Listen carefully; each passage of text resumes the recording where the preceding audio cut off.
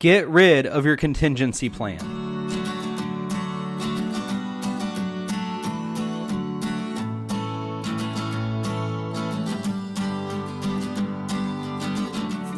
Hi everyone, thanks for joining us. My name is Joshua Freeman and I'm a licensed professional counselor in the great state of Texas. As you know, my goal for this podcast is to answer some of your questions and provide insight on how to learn to thrive, not just to survive in your lives and relationships.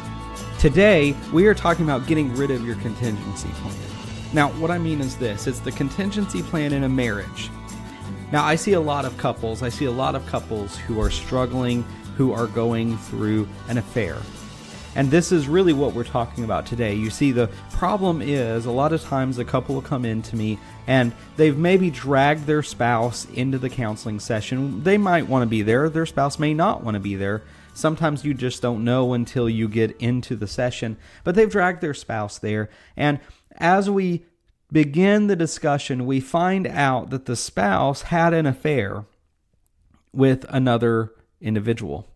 Now, normally these affairs begin in a few different ways. One of the big ways that they've begun recently is with Facebook. It'll be an old fling or someone that you knew from high school or you knew from junior high or you knew from college, and you reconnect over Facebook and you begin to have some good discussion about the good old days and the good times. And before you know it, you begin sharing inappropriate messages with each other. And generally they start out harmless and they start out as just kind of flirty little discussion and kind of quips here and there. But then somebody steps over the line and it begins an emotional affair.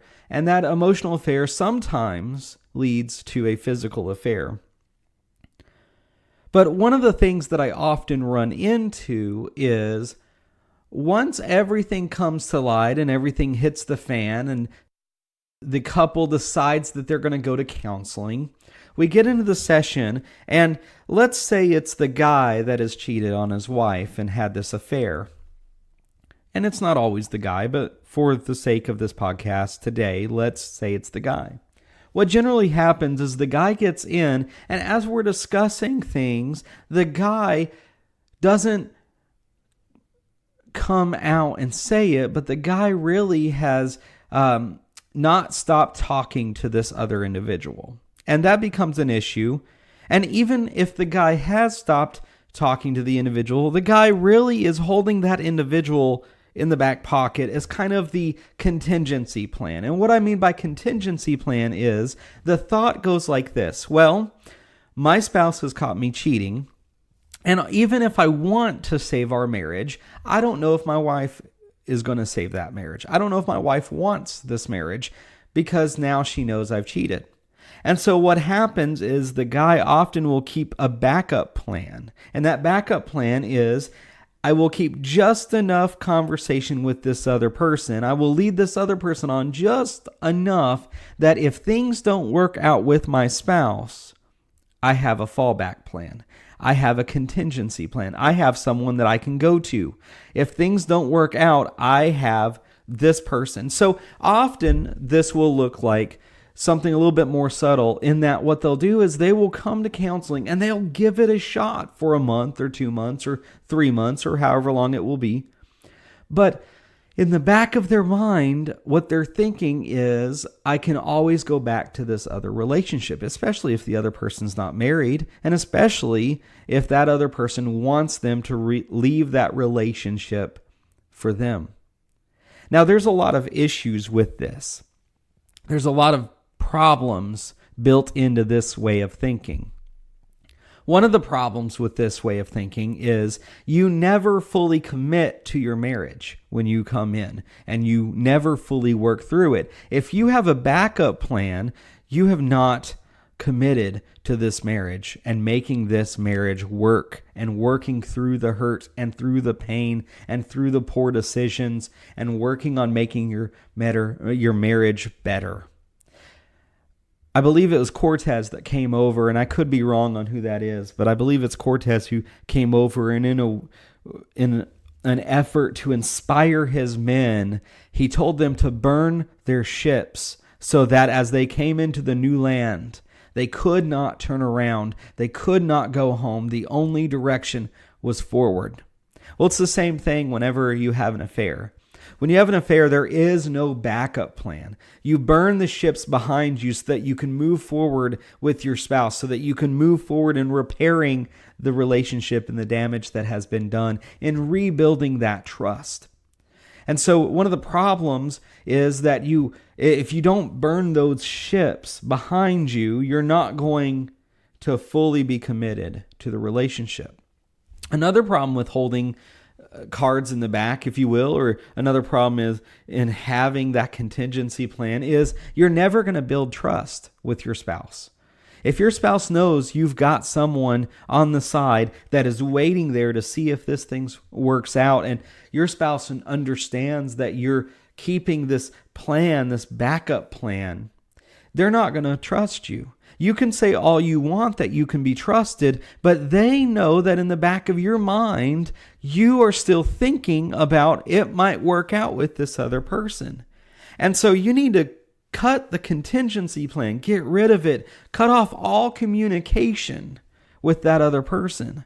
So you unfriend them and block them from Facebook. You take them and delete them from your phone, and you block them from your phone. Maybe use a password to block them that only your spouse knows.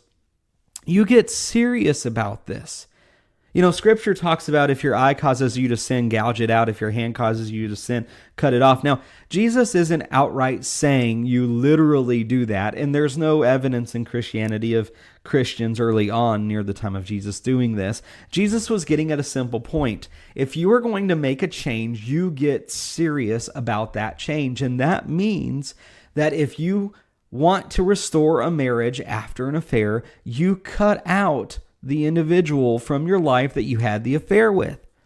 Now, I've had people come in and saying, well, it's not that simple. I work with this person, and my wife has a problem that I work with this person, and that I see this person on a daily basis, but there's really nothing I can do about it. Well, there is something you can do. You have to make the choice, though. Do you want that job, or do you want your marriage? You might have to change your job. You might have to change your phone number. You might have to get rid of your computer or change your email address. You might have to do something drastic to get rid of that contingency plan. But the truth is, you can't have a backup plan, and you have to begin building the trust. So if you want to save your marriage, focus first of all on building the trust in that marriage by not having a backup plan. Honey, I'm in this. Honey, I'm with you till death do us part, literally. I have no plan. She is out of my life, or he is out of my life. I will not speak with them again. I will not see them again. If I see them in public and you're around, I'm going to point it out and we're going to go the other direction. If I see them in public and you're not around, I'm going to steer clear. And if they come up to me, I am going to make it very clear that I am married, and that is my priority, and that they are not to speak with me again. When you are repairing a marriage after an affair, you have to get rid of the contingency plan. I'd love to know what other questions you have for me. Please send any questions or topic suggestions you have to joshua@baytowncounseling.com. Again, that's joshua@baytowncounseling.com. That's all for today's 10 Therapy Minutes. Make sure to subscribe to our podcast using your favorite app and to share it with others. For more information, or if you or someone you know would like to schedule an in-person or secure video-based session with us, you can find us at www.baytowncounseling.com. Until next time, remember, don't settle for survival, but learn to thrive.